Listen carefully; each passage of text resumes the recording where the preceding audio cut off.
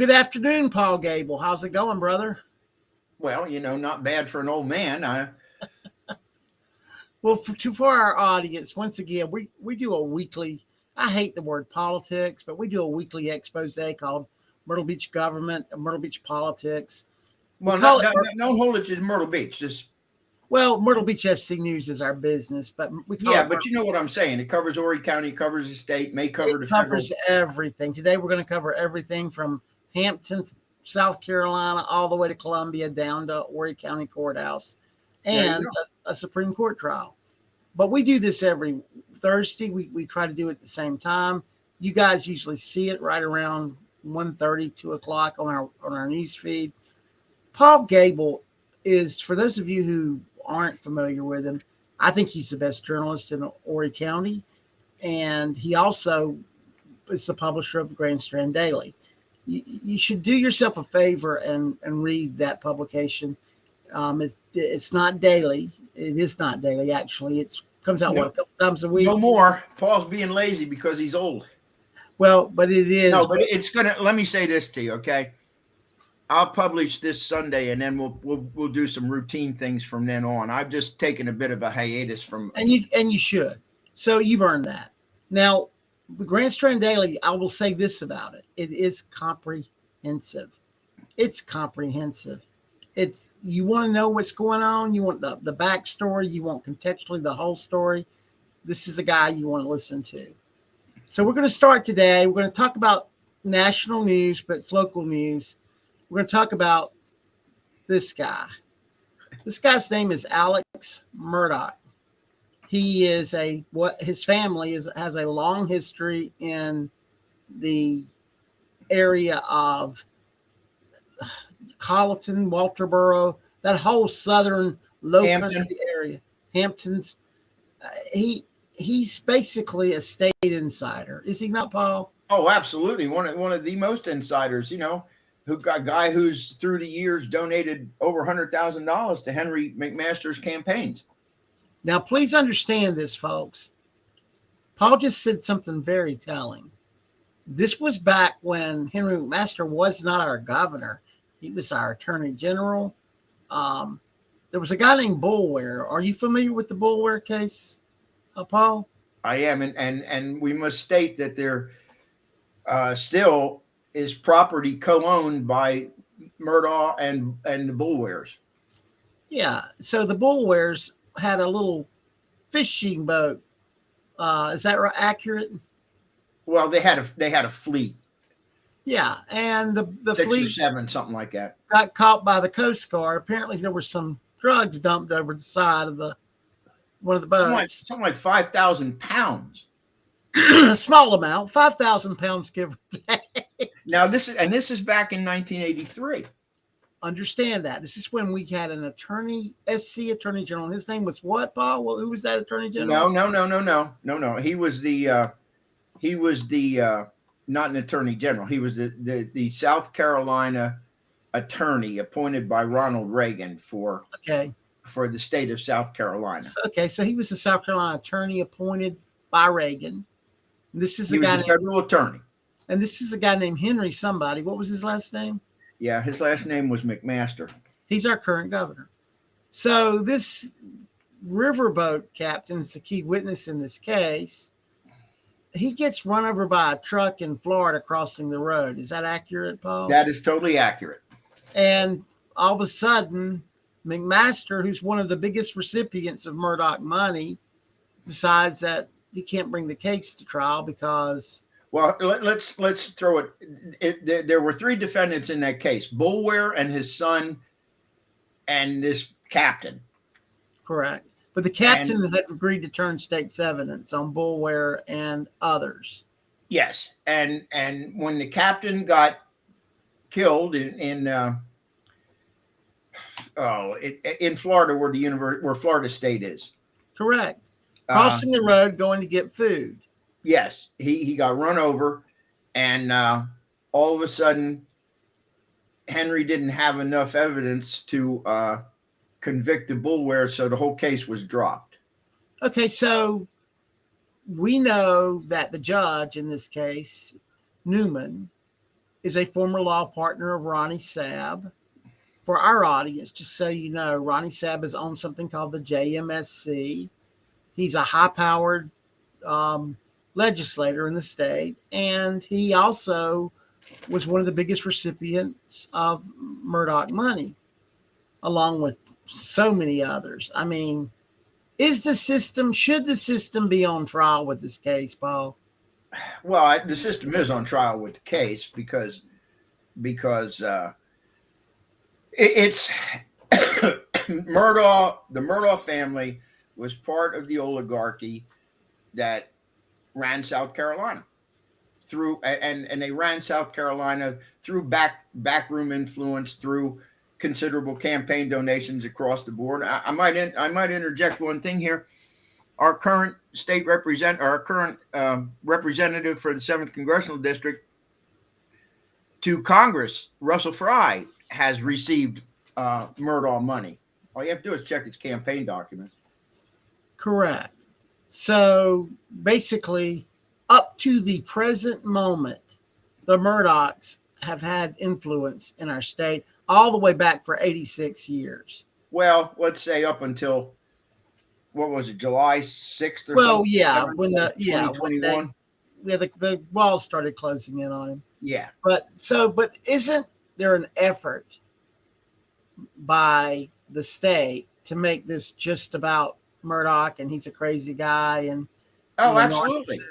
Absolutely. Because ultimately, isn't he the Jerry Epstein of South Carolina now? All the secrets die with him. The Jeff Epstein of South Carolina? He's a person who is holding a lot of secrets. Oh, absolutely. And he's hoping by holding those secrets that he gets off, lightened sentence. I have no idea how this plays out, but do you believe that this will have legs, or do you think this will be contained, as people like Luke Rankin want it contained to? And Luke Rankin, by the way, is a Horry County senator. He's a very powerful on the judiciary. He picks our judges. He picked Carmen Mullen, who is tight and good buddies with dear old Also, Mr. if I'm not mistaken, a recipient of Murdaugh contributions in the past. Oh, yeah. Luke Rankin got money. So, long story short, they want this guy to go down on his own sword, and they don't want to make this about anyone but him. That's right. They certainly don't want it to get out into the public about all the connections and everything that has been going on through 40 years. Paul, who's this lawyer right here with the glasses on? I don't know if you can see what I'm circling, but the guy in the very far left, who's that guy? Who's his lawyer? His lawyer is Dick Harpootlian. Yeah, that's the guy you see with the glasses that we saw just with the glasses there. And let's make a point too. Harpootlian, of course, is well known as a very highly influential Democrat in the state. Probably one of the most powerful. Would you not agree? Probably. Now, Todd Rutherford, Dick Harpootlian, they're up there. Yeah, and my point is that the state is not Republican and Democrat.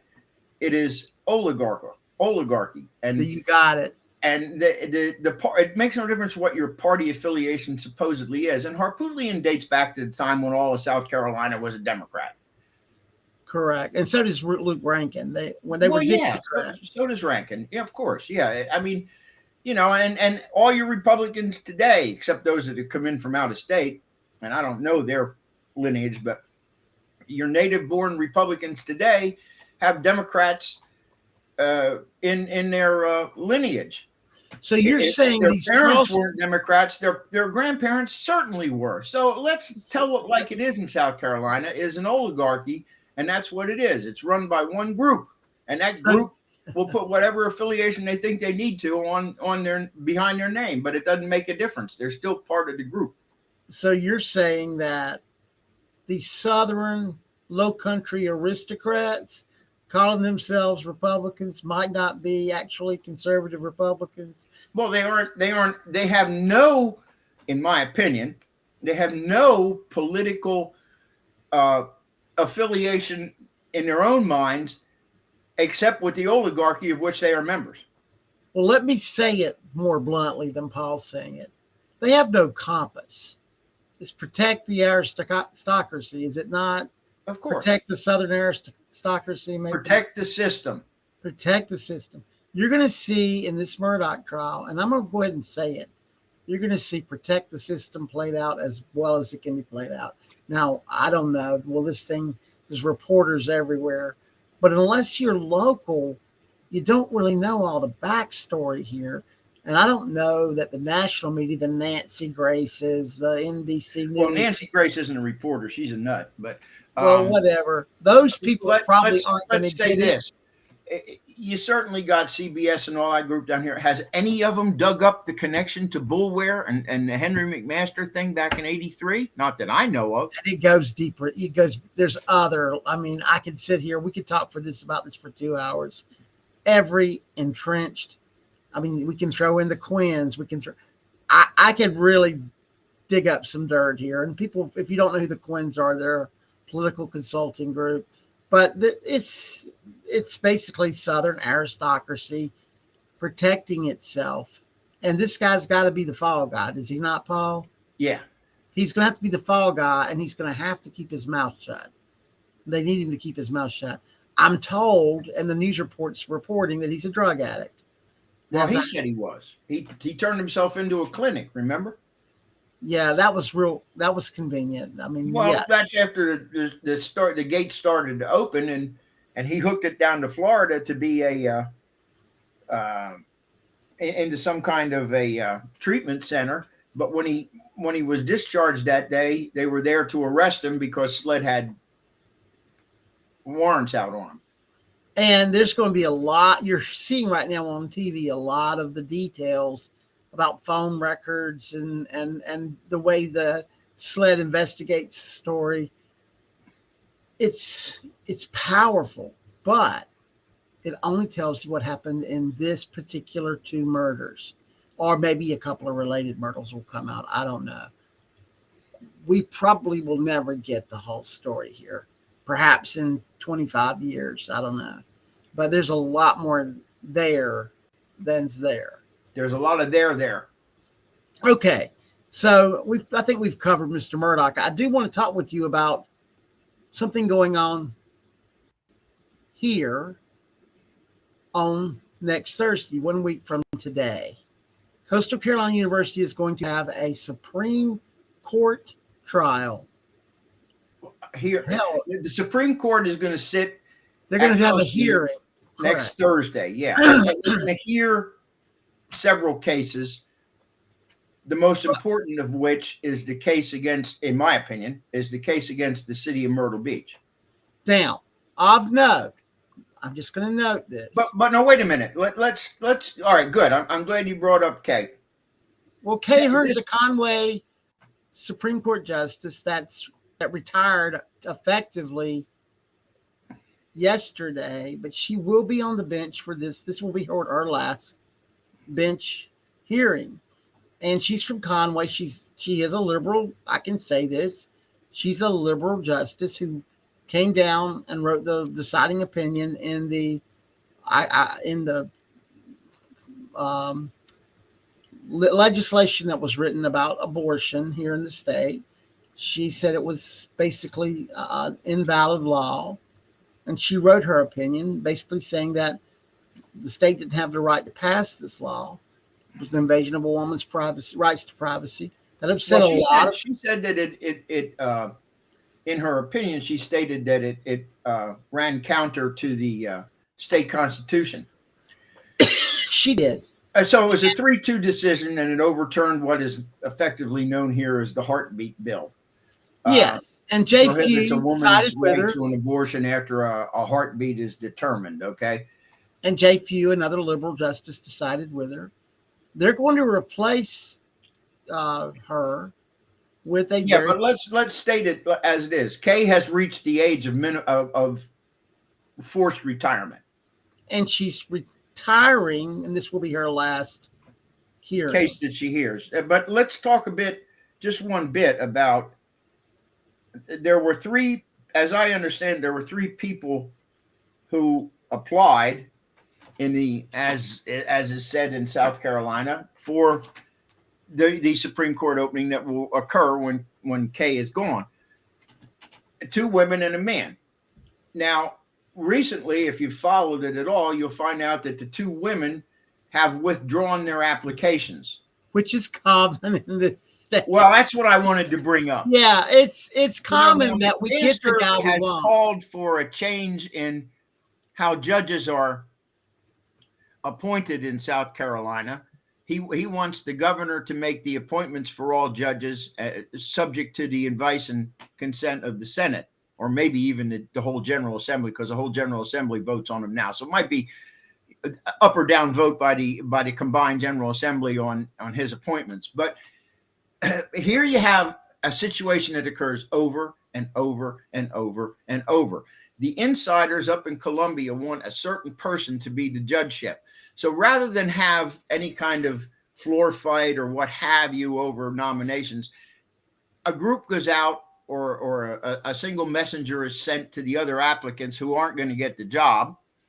And they say, well, just withdraw your application. It'll look better for you next time you apply for something.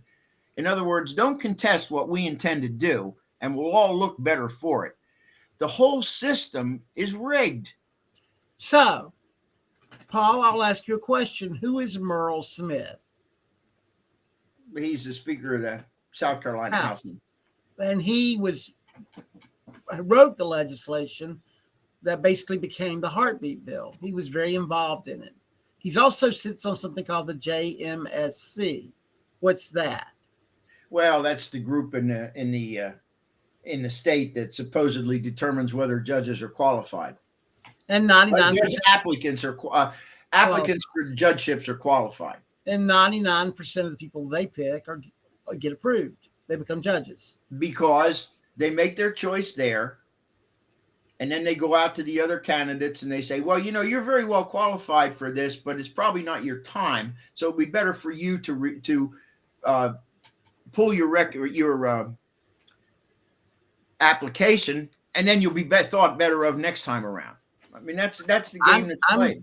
I'm on good authority that Myrtle Smith was livid about Kay Hearn's written opinion on this heartbeat bill. Livid. Do you think it's an accident that a highly conservative upstate judge, is getting appointed to the bench?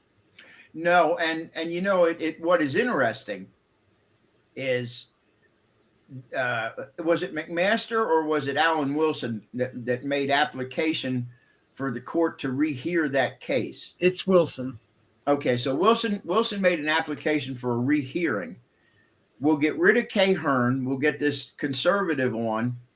They'll reconsider the case and then find that the first 3-2 decision was wrong, and therefore the heartbeat bill is valid. I mean, that's what's going to happen. So, but let me just say this to you, Paul.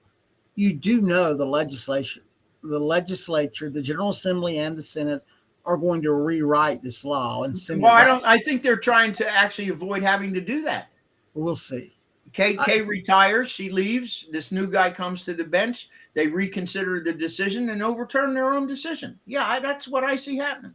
And that avoids all the mess of having months and months while the stuff is going through the legislative process of being reconsidered, and all of a sudden it's law that wasn't law 6 months ago. I mean, the whole thing is absurd. It makes the legal system in the United States, or at least in the state of South Carolina, for what it is, a joke. Well, I want to get into this overlay issue, which she's going to hear. It's going to be our last hearing. Before I do, though, I want to ask you, because you know, we have new blood on county council. We have this Freedom Caucus now at the state level. And we have, inside the HCGOP, inside the GOP, we have different strains or different tribes. I'll use that word.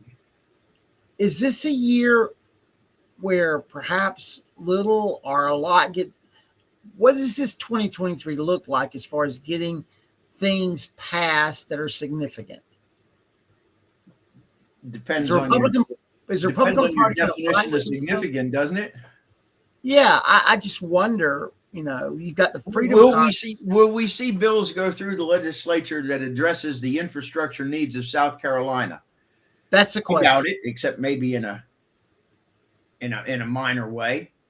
Will we see bills go through that attempt to do a better job of recruiting industry to the state? I doubt it. Will we see bills go through that deal with immediate local issues to powerful legislators up there? Oh yeah, for sure.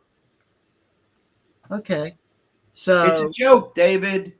I understand that, Paul, but people have to live in this state, and people have to find or have to hope for some sort of governance that's going to affect their lives. This is a year where we're predicting there's going to be a recession. I don't know how severe it's going to be. Fed hiked the rate yesterday of what, a quarter. I think they hiked the prime rate, and it didn't seem to affect Wall Street a whole lot. But they're expecting inflation to continue to be a problem, so they're trying to do something about that. That affects home sales. Horry County is one of the biggest real estate boom towns in America.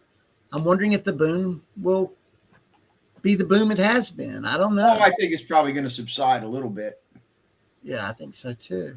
So, as it probably should. Yeah, well, it's been going on way too long. Okay, well, we'll see. 2023 is going to be interesting. Throwing up housing developments on farm to market roads and expect everything to be okay without doing something to fix those roads, right? I totally agree. We need infrastructure. And I think Ride 4, which is coming down the pike, could be a big help. It'll be a help. It won't be a big help. I was at a meeting that Wayne Gray, who is the chairman of the Ride 4 Advisory Committee, did for a group down in Carolina Forest, the Carolina Forest Civic Association, as a matter of fact.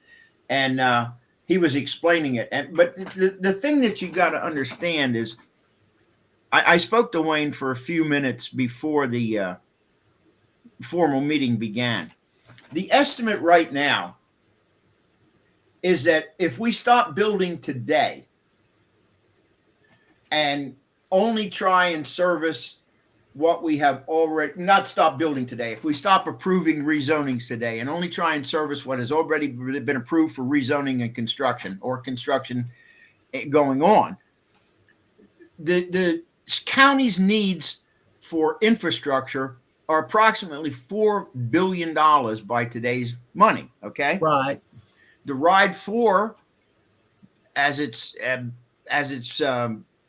being planned, in accordance with state law, will raise about $800 million. So that's 20% of what we need. And of course, those projects will be spread out over probably 7 years, maybe a little bit more, depending how long it takes to complete them. So for the next decade, because we're just finishing up Ride 3 now, Ride 4, if it gets approved, will handle about 20% of the infrastructure needs of the county. That still leaves us with 80% not handled, and we're still growing. And we're still growing. So yeah, Ride 4 will help, and it will help a lot in certain areas, which is what these ride programs do, But this is a state, and maybe all states are this way, that they seem to be, but it's a state where there's no advanced planning, and there's no actual consideration. When you come up for rezoning, we have these supposed traffic studies, and so the traffic studies tell us this is going to happen, and then you pump these new subdevelopments in, and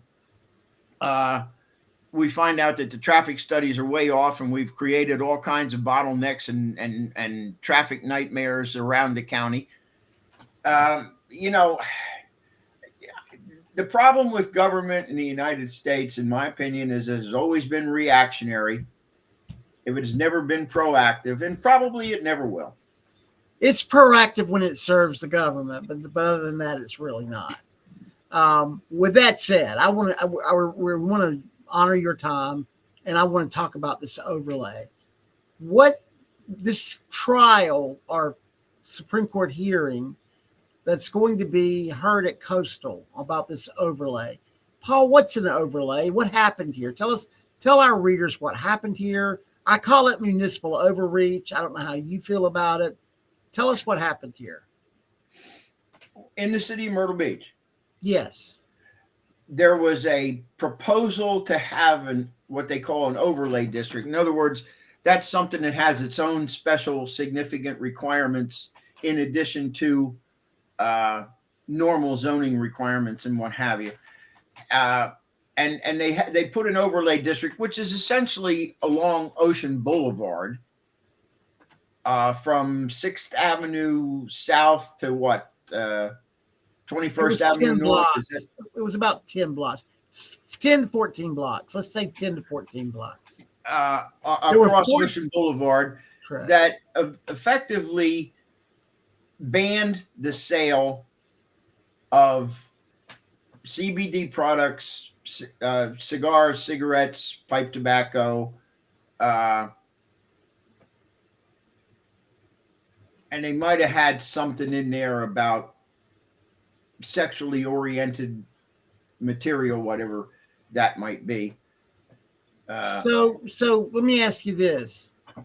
And that stuff was banned from a certain section of Ocean Boulevard, and the overlay, I think, goes back a block or two. But yeah, it does. Can you buy those products anywhere else in Myrtle Beach? You can buy them everywhere else in Myrtle Beach, and you have the absurdity that the thing breaks at certain spots. So there's a store within the overlay that that cannot sell these products, but there's a store across the next street, across the intervening street, that can. And that would be the mayor's daughter's store. I don't know if it's the mayor's daughter's store. She married the guy that owns the Tsunami store. She does. It's the mayor's daughter's store. Can. Okay, if it is. So I think that the overlay was put in to run those, especially the t-shirt shops, to run them out of business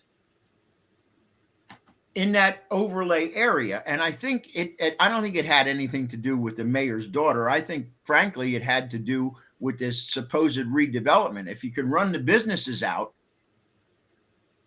then you go ahead and make a ridiculously low bid, and the city is great on buying property, right? Commercial property. They go in and make a bid on these stores that are now empty because you've run them out of business. And they become part of this conglomeration of lots owned by the city of Myrtle Beach in what used to be a viable commercial district. Now, I think that was the intent. It hasn't worked out quite as well. Well, the merchants have stood together and stood strong. Their number one selling product. And they've sued the city over the fact that the overlay district is positively illegal. And it's going to be heard at the Supreme Court level at Coastal Carolina 1 week from today. Yeah, it's going through its other judicial processes. And a couple of things. Why is it illegal? Does the city have a right to determine zoning? Well, if they do, all of these products are legal. Well, they do have a right to this. Okay, but they have a right to determine within the confines of state law. And let's make that, let's go back a bit. The city of Myrtle Beach in, when was it? 2008, 2009, I think, said that you have to wear a helmet if you're riding a motorcycle in the city. Remember the helmet law, famous helmet law? Very much, yes, I do. Yes. Okay. So then the state law, which supersedes city law, because the city is nothing but a subdivision of state government, as the county is a subdivision of state government. It's not its own unique thing. They have to conform to state laws that are put in. And there is no state law requirement to wear helmets for motorcycles. So the city exceeded its authority under state law. It wound up in the Supreme Court and they got slapped down and they had to pay back all the fines that they put in. But the whole thing is, it wasn't about the safety of motorcycle riders. It was about getting rid of the two big motorcycle rallies in May that had come to the area for 40 some years before. That's what it was about. How can we discourage these people from coming? Well, we'll force them to wear helmets where they never had to before, and they'll see that as an infringement of their personal rights, and they'll go to some other place that'll have a motorcycle event, right? That's what it was all about, and it failed. But let's talk about consequences. All of these products are legal products, correct? Not only legal, being sold legally throughout the rest of the city. Now, how about the rest of the nation? Well, and the rest of the nation, yeah. Okay, so if this does somehow find its way to be sanctioned by the Supreme Court, by the state Supreme Court, the city could say you can sell Coke here, Coca-Cola, but you can't sell Coke here, here, and here. We can only sell Pepsi here, here, and here. Is that accurate, or am I overstating things? No, I think that's valid. But the thing is, we have something called the 14th Amendment to the U.S. Constitution, which overrides even state constitutions, and that says that there will be equal application of the law. In other words, what's legal in one area is going to be legal in another. One commercial area of the city is going to be legal in another commercial area of the city, or the law is invalid. Now, that's the simple decision here. Okay, so I attended a trial last week where the city of North Myrtle Beach lost in an overreach case where they tried to penalize a man for bringing people in during a rainstorm when there was COVID laws in place. Why are these cities suddenly operating in such anti-business ways, anti-small business ways? What's going on, Paul? Why are cities becoming so? Well, in the North Myrtle Beach case, I'm not sure that isn't a personal contest against the guy who owns the restaurant, because he's just a guy who believes in all those things that we have in the Constitution, freedom of speech and freedom of assembly and that kind of thing. But these cities are more and more. Well, let's look. You had North Myrtle Beach, right? Yeah. When North Myrtle Beach generally reelects its incumbent council members if they run for reelection, Myrtle Beach certainly does the same thing. You got people here making laws that think they are above the law, in my opinion. They're not out to serve the public. Anybody who was out to serve the public and the citizens and the business owners of the community would not be making laws like this to hurt certain businesses, which is what they're doing. So you talked about a redistricting in Myrtle Beach. Tell our audience what a public-private partnership is. Oh, that seems to be anything the government chooses to make it at any one particular time, doesn't it? I mean, a public-private partnership is supposed to be where they come up with some idea that you got, let's say they want to build a new baseball stadium, which is one of the things thrown out for this area. And the city looks at its finances and says, we can't possibly afford to do this. So we're going to need to get private money to go along with this. And we'll have some kind of facilities in there that will have commercial stuff other than just baseball times. And so they try and attract, and maybe through some kind of tax incentives or what have you, bring some private investors into this consortium, which wants to build this new baseball stadium, for lack of a better example. The problem that I understand with the city is it doesn't have any private. It doesn't, but it's trying to. Who's been the biggest buyer of land in this district we're talking about? Well, the city. See, $30 million so far. And his Now, land sits right at the edges of that so I'm a district. small business owner, and I'm operating downtown. I find all of a sudden I get charged something called a mid tax.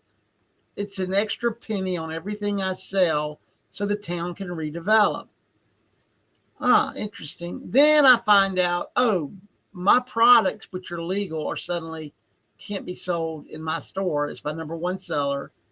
Then I find out the city's bought up all this property around me, and they're looking for a private equity firm to partner with, either in profit sharing rights or in some sort of government private practice.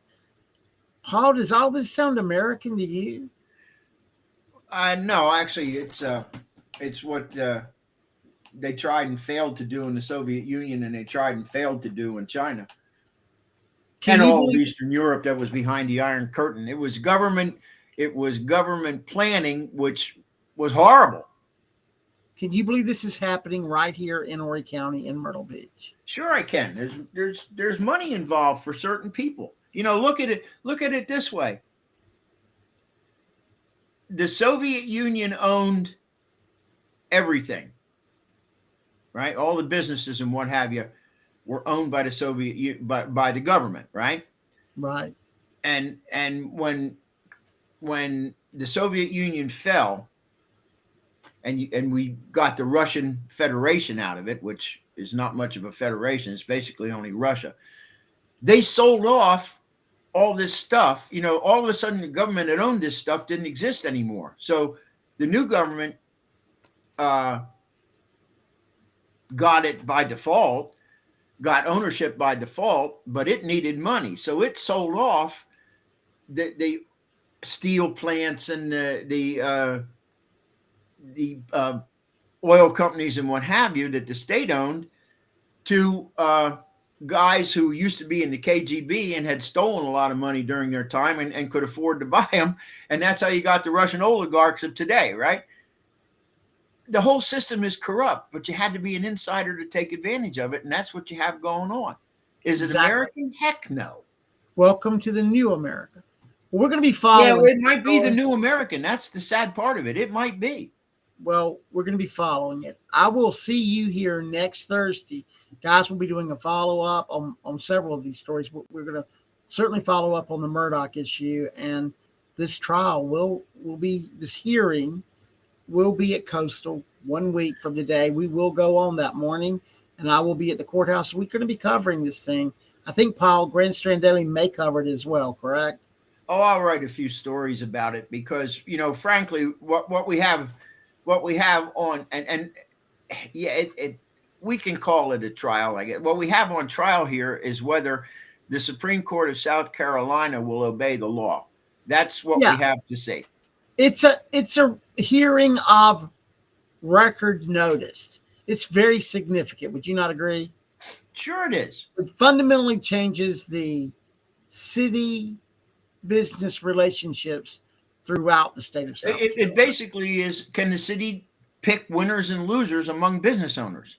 Can any city, Columbia, Charleston, because if this gets pushed through, every city can practically prey on whomever they wish to get rid of. Absolutely. Absolutely. Paul, thanks for your time today. You're welcome, David. See you next week, man. All righty. Stay straight. Later on. Bye.